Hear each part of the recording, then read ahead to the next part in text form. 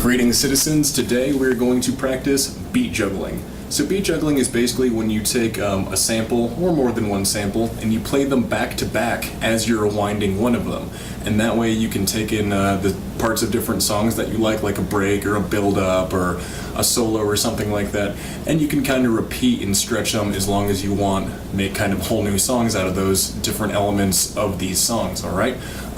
It's an awesome skill. When you get to the people who are really good at it, it's basically an art form, alright? But unfortunately it's an art form I think that is kind of going away. People are switching to programs like Ableton and Serato and Tractor and the MIDI controllers that run those programs, and it's getting a little bit too far away from the wheels of steel here, alright? So I think this is something that more people should be practicing, and even if you're a producer and not a DJ, take a beat you made, try juggling a little bit. You guys might get some new insight out of a thing that you already have laying around, alright? So, and it's tons and tons of fun, so lots of reasons that you guys should learn beat juggling, alright?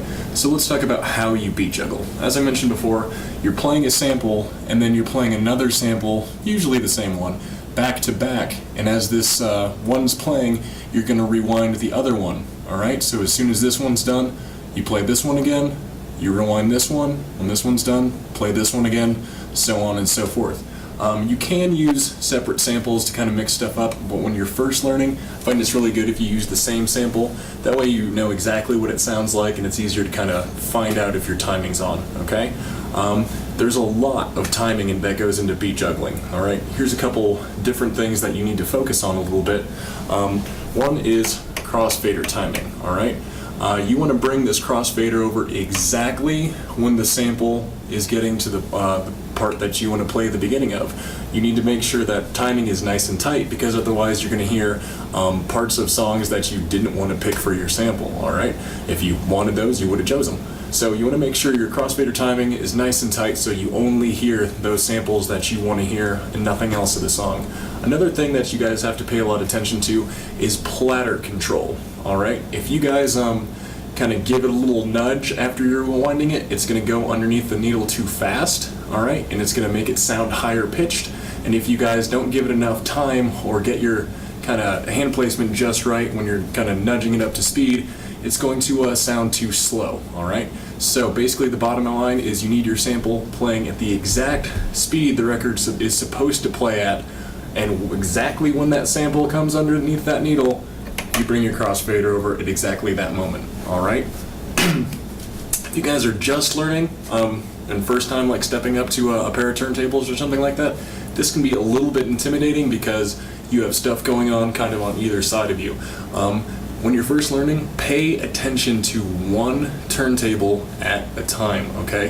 This has helped a lot of people that I've taught in person, and basically, if this is playing, I don't need to worry about it, okay? It's already playing, and I can spend all of my focus getting this one queued up or rewound or whatever I need to do with it. That's not as true when you guys are getting to more complex juggles, or if you're some crazy DJ master, that's definitely not true. But when you're first learning your basic juggles, yeah, just ignore whatever's playing, focus on the one you need to rewind or queue up or whatever, and it's going to make things a lot less of a hassle, a lot less intimidating, alright? And make sure you guys are trying to have fun. The more fun you have, the more you're going to want to practice, the better you guys are going to get, alright? Another tip is that if you guys are marking your records, that helps out a lot. You can see these white tags I have to kind of show me where my samples are. I'm stupid and I line them up with the tops of the labels and not actually with the grooves of the record, so don't be like me.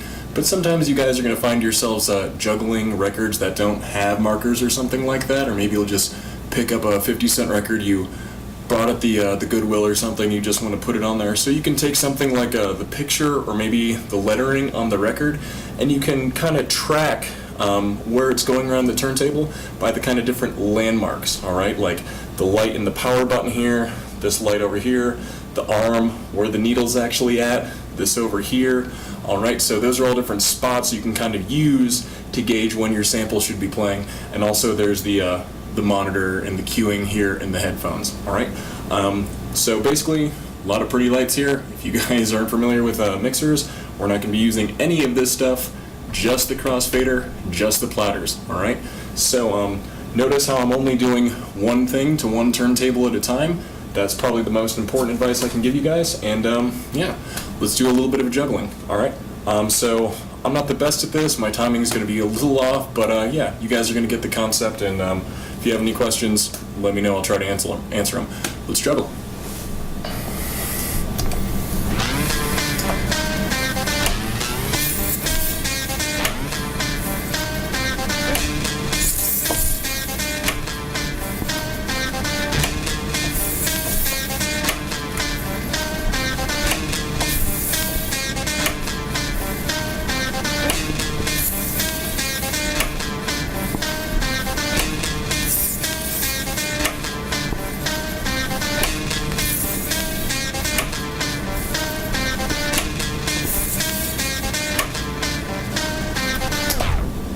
Alright, so that wasn't too bad.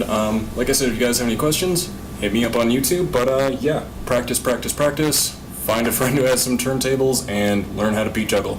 Till next time, peace.